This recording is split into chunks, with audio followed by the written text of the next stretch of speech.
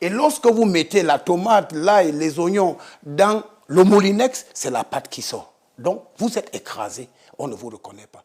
Bon, d'abord, je dis, en tant que chrétien, que son corps repose en paix.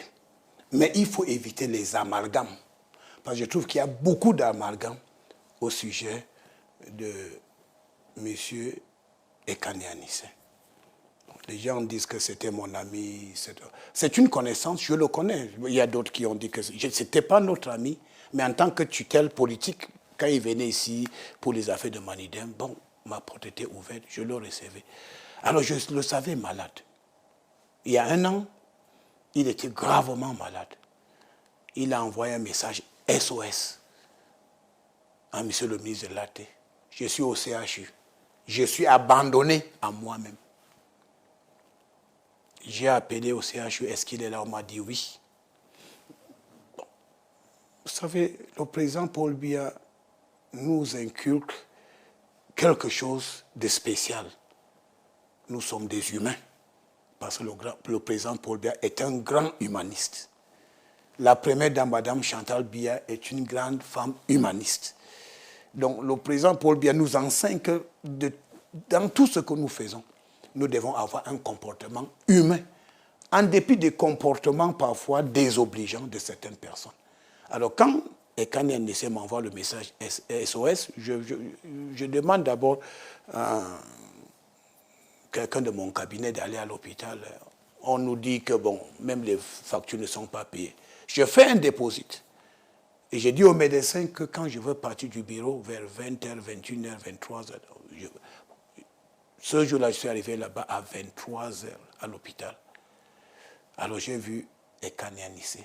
Il était dans une... Il y a 1 an, environ 1 an, il était dans une situation de désespoir total.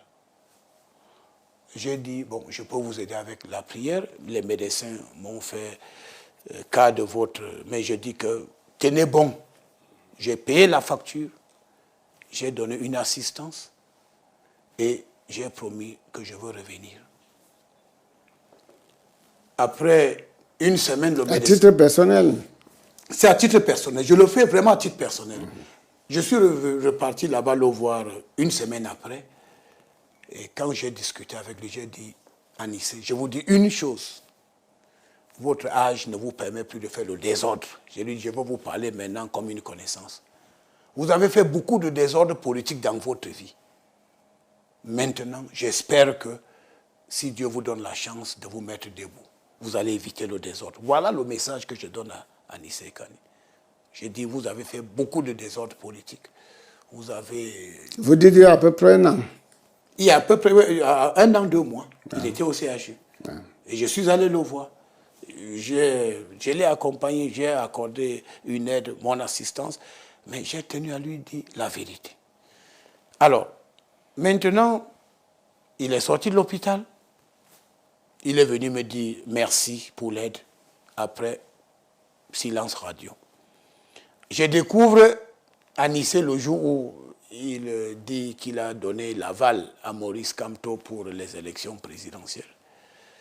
Bien évidemment, je vais dans les archives, je trouve que il n'avait pas le droit de le faire. Et je fais le rapport acquis de droit et j'explique à Edekam que non, il n'est pas... Bon, ça, son choix politique, c'est tout à fait normal. Mais ce que je n'accepte pas, qu'on parle d'un héros, martyr, non, c'est pas correct. Les gendarmes ont fait leur travail. Il a été bien encadré à l'hôpital. Je vous dis, il a posé un acte vraiment d'une extrême gravité. L'élection présidentielle se déroule le 12 octobre. On ferme les bureaux de vote à 18h. À 20h, Ekane Anissé et Ndjekamcha signent un communiqué et ils proclament ouvertement que Issa Chirouba a gagné les élections. Le document circule. Et il passe à la radio le lendemain, il dit j'appelle l'armée, la police, la gendarmerie, les autorités administratives de confirmer la victoire de Chirouma. On aurait dû l'interpeller ce jour-là. Parce que c'était une preuve tangible qu'il fait obstruction au processus électoral. Il n'a pas interpellé, il n'a pas été interpellé. Il était libre de ses mouvements. Par la suite, ils ont fait une réunion. Ils ont décidé d'acheter le tramadol et la drogue pour donner aux enfants. Et dans cette logique, ils ont signé un communiqué qu'il y aura l'insurrection jusqu'à ce que Issa Chiroma récupère une prétendue victoire. Donc, il faudrait qu'on sache qu'il n'y a pas l'amalgame. Vous savez, être malade, ce n'est pas un passeport, un passe-droit pour violer les lois de la République. Il y a des gens qui sont à l'hôpital, les pieds sont enchaînés. Parce qu'on vous soigne, mais vous êtes coupable de quelque chose. Donc vous payez le prix de votre culpabilité.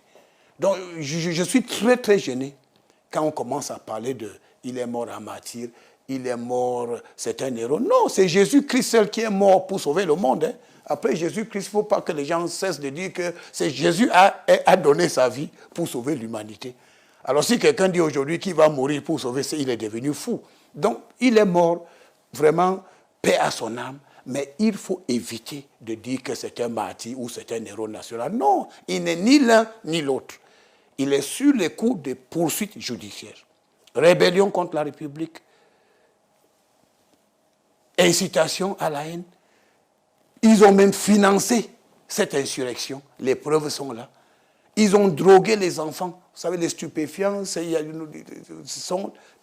la drogue est interdite au Cameroun. Donc, il a été interpellé.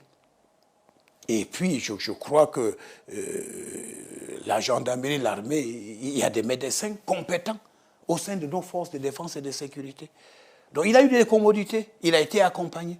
Moi, je vous dis que je suis allé le voir à l'hôpital il y a 1 an, et je dis sincèrement que ce n'est pas un miracle qu'il a pu se relever. Et je lui ai tenu le langage de la vérité à Nice. Il faut éviter le désordre. Parce que toute votre vie, vous vous êtes arrangé à vous retrouver du mauvais côté de la République. Je lui ai dit, vous n'êtes pas mon ami, vous êtes une connaissance, mais lorsque vous étiez en difficulté, de manière spontanée, je vous ai aidé. Mais de là à dire que pour quelqu'un, parce qu'il est malade, il a participé activement à cette insurrection qui a été vite stoppée, n'est-ce pas, grâce au professionnalisme de nos forces de défense et de sécurité. Et dire que, comme il est malade, il devait être en résidence surveillée. Non, c'était normal qu'il soit interpellé et qu'il vienne répondre de son communiqué. Il a appelé à l'insurrection, signé de lui-même avec Djekam Tchameni. Les mêmes personnes que j'ai rencontrées en 1992, pendant l'élection présidentielle. Ils ont posé les mêmes, les Chiroma, Djekam Tchameni et Kanyanissé. C'est les mêmes personnes. Après le scrutin présidentiel de 92, ils ont demandé, il faut tout brûler. Ils ont même créé des cartons rouges et des cartons jaunes pour que les gens circulent dans la ville de Douala. Et lorsque nous avons fait une réunion avec le délégué général de la Sécurité nationale, à l'époque, le regretté Jean Fauchivé, la décision était de les interpeller. Il a été interpellé. Et puis, après, ils ont été élargis. Nous avons pensé qu'à un certain âge, ils sont devenus sages. Mais donc, je voudrais dire, il faut éviter les amalgames. Ils ont été interpellés pour répondre des crimes graves contre la République. Donc, et la mort, c'est... la justice doit suivre son cours. Il faut être clair. Donc, vous pouvez être à l'hôpital et votre pied est enchaîné. Donc, on ne dise pas, vraiment, paix à son âme. Mais ce n'était pas son cas. Il n'a pas été enchaîné. Donc, je vous dis, ça veut dire qu'il n'a pas été enchaîné, mais qu'on ne dise pas qu'il était malade, il ne devait pas être interpellé. Non, si on dit aujourd'hui que si quelqu'un est malade, on ne va pas l'interpeller, mais tous les malades vont agresser, ils vont perpétrer des actes de vandalisme, ils vont même tuer, Non, la loi est là. Et la loi, c'est pour tout le monde. Tout en disant, moi, je suis de ceux qui pensaient qu'ils ne devaient pas mourir dans cette situation. J'ai prévenu Ekani Anissé. Vous, dans toute votre vie, vous vous êtes retrouvés toujours du mauvais côté. Le côté on brûle, on pille, on vandalise et on ébranle la République. à un certain âge, il faut changer. Donc je voudrais faire cette clarification. Les forces, les enquêteurs n'ont fait que leur travail.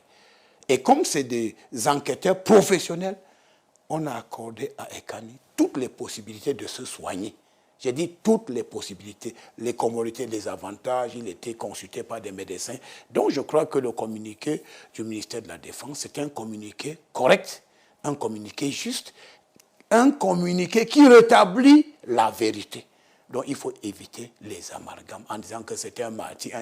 Non, c'est Jésus qui est mort, je précise bien, pour sauver l'humanité. Il n'a pas demandé à quelqu'un de violer les lois de la République. Et puis, quand il y a un accident de parcours, on dit que c'est un martyr ou un héros. Il n'est ni l'un ni l'autre. On va commencer à atterrir, monsieur le ministre. Je voudrais reprendre ici un certain nombre d'énonciations et vous demander si vous vous y reconnaissez. Alors, je commence par cette énonciation. Paul Biya, une grande porte solide en fer. Je reconnais, j'ai bien dit que les Camerounais ont renouvelé leur confiance au président Paul Biya. Et je dis bien que l'immense majorité des Camerounais, en renouvelant leur confiance à son Excellence M. Paul Biya, les Camerounais ont refusé de remplacer une grande porte en fer par une petite fenêtre en contreplaqué. C'est ce que j'ai dit. Donc, vous savez, l'opposant qui s'est déclaré, n'est-ce pas, vainqueur, pour moi, c'est une petite fenêtre en contreplaqué. Est-ce que vous pensez que les Camerounais vont une porte en fer grande, ouverte, qui porte bonheur à tout le monde? On va accepter de remplacer une grande porte en fer par une petite fenêtre en contreplaqué? Je ne crois pas. Les Camerounais, c'est un peuple souverain. Ils ont donné la victoire au président Paul Biya, parce que le président Paul Biya, c'est le chef d'État qui maîtrise mieux. En fait, c'est l'assurance. Les Camerounais ont opté pour l'assurance et la continuité dans la transparence et la quiétude. En choisissant le président Paul Biya, c'est ça. Les Camerounais ont opté pour l'assurance et la tranquillité. Une autre énonciation. Paul Atanga dit le moulinex, le shérif du président Paul Biya. Alors, cette métaphore de moulinex, il faudrait qu'on s'explique bien. Pour moi, je situe le moulinex comme le maintien de l'ordre. Le maintien de l'ordre, c'est le moulinex. Et ceux qui défient l'autorité de l'État, les terroristes, les bandits de grand chemin, ceux qui lancent les mots d'ordre irresponsables et ceux qui passent le temps à vouloir détruire le tissu social, pour moi, c'est des condiments, dont la tomate, l'ail, l'oignon et tout ça. Et lorsque vous mettez la tomate, l'ail, les oignons dans le moulinex, c'est la pâte qui sort. Donc, vous êtes écrasé, on ne vous reconnaît pas. Donc, c'est ça, je précise bien que le moulinex, pour moi, c'est le maintien de l'ordre. Et c'est une métaphore. Ça veut donc dire que nous devons respecter les institutions républicaines. Il ne faut jamais chercher à défier l'autorité de l'État parce que le Cameroun est un pays solide, solidement implanté. Et sur la conduite éclairée de son Excellence, le président Paul Biya, le Cameroun est un pays debout, solide.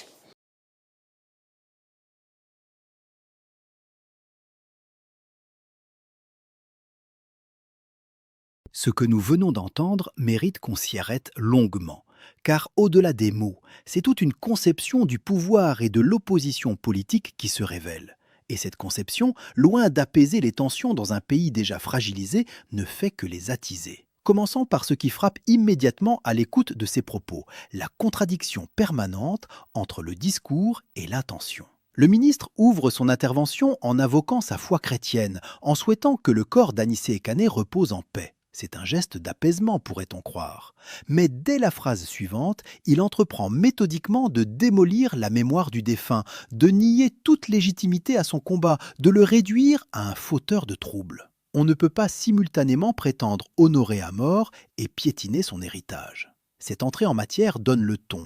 Nous sommes face à un exercice de communication qui se veut habile, mais qui révèle ses failles à chaque tournant. Regardons ensuite cette étrange danse qu'il exécute autour de sa relation avec Ekane. Il insiste lourdement, ce n'était pas mon ami, c'était une connaissance. Cette distinction peut sembler anodine, mais elle est révélatrice. Le ministre cherche à se distancer, à ne pas être associé à cet homme qu'il présente comme un délinquant. Pourtant, dans le même souffle, il nous raconte qu'il s'est rendu à son chevet à 23 heures, qu'il a payé personnellement ses factures d'hôpital, qu'il est revenu le voir une semaine plus tard pour lui prodiguer des conseils. Ce ne sont pas les gestes d'une simple connaissance, ce sont les gestes d'une relation bien plus profonde, ou alors ce sont les gestes d'un pouvoir qui surveille, qui encadre, qui rappelle constamment sa présence jusque dans les moments de vulnérabilité. Dans les deux cas, la tentative de distanciation échoue et laisse transparaître autre chose, quelque chose de plus troublant. Et puis, il y a cette instrumentalisation remarquable de la générosité. Le ministre raconte son aide à Ekan malade, avec une insistance qui finit par mettre mal à l'aise. Il détaille les sommes, les visites, les démarches. Mais cette générosité n'est jamais gratuite dans son récit. Elle devient immédiatement un argument, une preuve que le régime est humain, que le président Biya est un grand humaniste, que la première dame est une grande femme humaniste. L'aide à un homme malade se transforme en outil de propagande. Et surtout, elle devient une créance morale. Le sous-texte est clair. Je t'ai aidé quand tu étais vulnérable et voilà comment tu me remercies en soutenant l'opposition. C'est la logique du don empoisonné, du bienfait qui enchaîne. Venons-en au cœur du problème rhétorique, l'usage systématique du mot « désordre ». Le ministre reproche à Ekan d'avoir fait du désordre politique toute sa vie. Il lui dit que son âge ne lui permet plus de faire le désordre. Ce vocabulaire n'est pas innocent. Dans une démocratie saine, l'opposition n'est pas du désordre, la contestation n'est pas du désordre, le désaccord n'est pas du désordre. Ce sont des composantes essentielles de la vie démocratique. En qualifiant systématiquement l'activité politique de l'opposition comme du désordre, le ministre révèle une conception du pouvoir où seule l'adhésion au parti dominant est légitime, où toute voix discordante est par définition une menace à l'ordre public. Cette rhétorique ne rassure personne.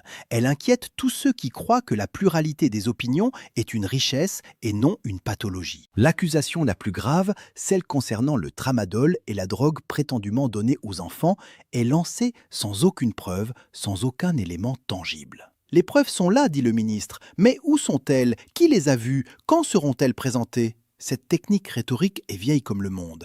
Affirmer avec assurance une accusation monstrueuse en comptant sur le fait que le public retiendra l'accusation et oubliera l'absence de démonstration. C'est de la diffamation déguisée en information. Et quand on accuse des opposants politiques de droguer des enfants, on ne cherche pas le dialogue, on cherche l'annihilation morale de l'adversaire. Arrêtons-nous maintenant sur le passage le plus stupéfiant de cette interview, la comparaison avec Jésus-Christ. Le ministre affirme que seul Jésus est mort pour sauver l'humanité et que quiconque prétend être un martyr après lui est devenu fou. Cette affirmation pose plusieurs problèmes majeurs. D'abord, elle instrumentalise la religion à des fins politiques, ce qui, dans un État laïque, devrait poser question. Ensuite, elle révèle une méconnaissance ou un mépris délibéré de l'histoire. Des milliers d'hommes et de femmes à travers les siècles sont morts pour leurs convictions, pour la liberté, pour la justice, et l'humanité les a légitimement honorés comme des martyrs. Nelson Mandela était-il fou quand il a accepté 27 ans de prison ?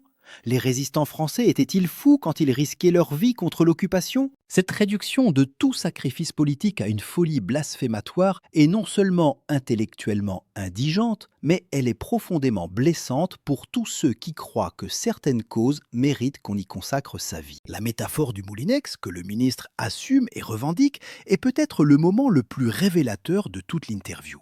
Il nous explique posément que le maintien de l'ordre est un moulinex et que les opposants sont des condiments, des tomates, de l'ail, des oignons qu'on écrase pour en faire une pâte où on ne les reconnaît plus. Prenons le temps de mesurer ce qui est dit ici. Un ministre de la République compare publiquement des citoyens à des légumes à broyer. Il revendique une machine dont la fonction est d'écraser, de détruire, de rendre méconnaissable. Et il dit cela avec le sourire, comme une évidence, comme une métaphore anodine. Mais les mots ont un poids. Quand un représentant de l'État parle d'écraser les opposants, il envoie un signal à toutes les forces de l'ordre, à tous les fonctionnaires, à toute la chaîne de commandement. Ce signal dit « ces gens ne sont pas vraiment des humains, ce sont des condiments et on peut les traiter comme tels ». Cette déshumanisation du langage politique est le premier pas vers toutes les dérives. Quant à la comparaison entre la grande porte en fer et la petite fenêtre en contreplaqué, elle illustre parfaitement le mépris qui sous-tend tout ce discours. L'opposant, quel que soit son parcours, ses idées, son programme, est réduit à une fenêtre en contreplaqué. Pas même une porte, non, une fenêtre. Pas même une fenêtre solide, non, en contreplaqué. Cette métaphore ne cherche pas à convaincre, elle cherche à humilier. Elle ne s'adresse pas à la raison des citoyens, elle s'adresse à leur peur de faire un mauvais choix. Et ce faisant, elle insulte l'intelligence des millions de Camerounais qui ont voté différemment, qui les réduit à des gens assez stupides pour préférer une fenêtre à une porte. Mais la contradiction la plus douloureuse arrive vers la fin. Le ministre dit, je cite, « Je suis de ceux qui pensaient qu'ils ne devaient pas mourir dans cette situation ». Cette phrase extraordinaire mériterait à elle seule une longue analyse. Si le ministre pensait qu'Ekani ne devait pas mourir dans cette situation, pourquoi n'a-t-il rien fait pour l'empêcher? Quel est le poids de cette pensée quand on est ministre, quand on a le pouvoir d'intervenir, quand on connaît personnellement le détenu, quand on a déjà payé ses factures d'hôpital par le passé? Cette phrase révèle soit une impuissance qui contredit tout le discours sur la puissance du régime, soit une indifférence que tout le reste du propos tentait de masquer. Dans les deux cas, elle sonne terriblement faux. Ce qui manque cruellement dans cette longue intervention, c'est le moindre mot de compassion véritable, la moindre reconnaissance que quelque chose a dysfonctionné, la moindre ouverture vers l'autre camp. Tout est justification, tout est autosatisfaction, tout est accusation.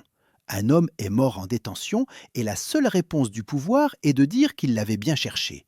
Cette posture n'apaise rien, elle ne rassure personne, elle enfonce le pays un peu plus dans la logique de l'affrontement. L'art de la communication politique, quand il est bien compris, consiste à construire des ponts, à reconnaître la part de légitimité de l'adversaire, à montrer qu'on entend les inquiétudes de tous les citoyens, y compris ceux qui ne vous soutiennent pas. Ce que nous avons entendu ici est exactement l'inverse. C'est un discours de tranchée, un discours de guerre, un discours qui dessine une ligne entre les bons citoyens et les condiments à écraser. Et tant que ce sera le langage du pouvoir, il ne faudra pas s'étonner que les tensions persistent, que la méfiance grandisse et que le dialogue devienne chaque jour plus impossible.